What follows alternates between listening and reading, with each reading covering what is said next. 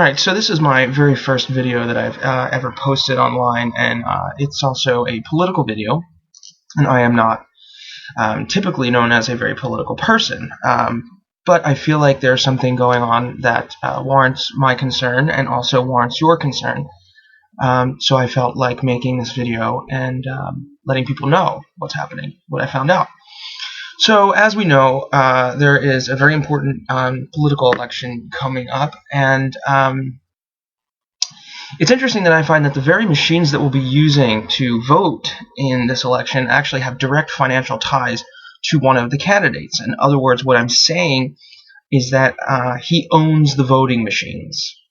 Not all of them. The electronic voting machines, these e-poll book and e-slate machines that will be used in the following states: Hawaii, Oklahoma, Texas, Washington, and Ohio, which, in my opinion, is a critical state, if not the most crucial state in the universe, because it's a swing state, and I don't think anyone's ever really won the election without winning Ohio. All of these states will be using these e-poll and e-slate machines, these electronic machines. They're known to malfunction. So we know this because in 2004, a man by the name of Wally Odell, who worked for the Bush campaign raising money, he also owned a company called Diebold in 2005. He raised money for Bush while his company also supplied the machines for the election. Does that sound familiar?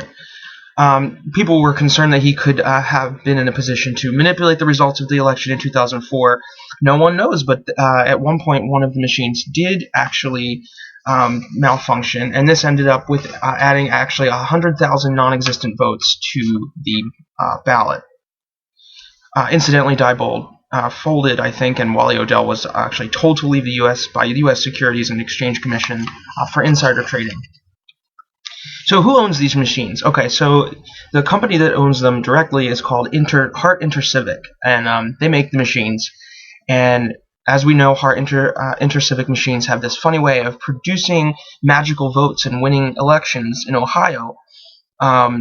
In Tarrant County and Fort Worth, that's when the 10,000 non-existent votes were actually produced. So this obviously led to an investigation about who actually owns Hart Intercivic and who owns the voting machine companies.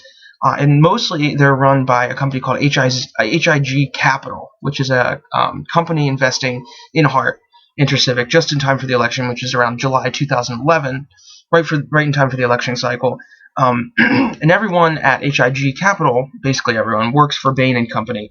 And two of them, by the names of John Baldock and Douglas Berman, are Romney bundlers, meaning they're working really hard to make money for Mitt Romney. Also a man by the name of Brian Shortsleeve, who is a Bain and HIG manager.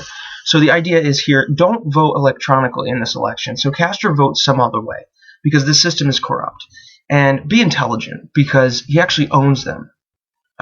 Mitt Romney owns democracy. Please be careful.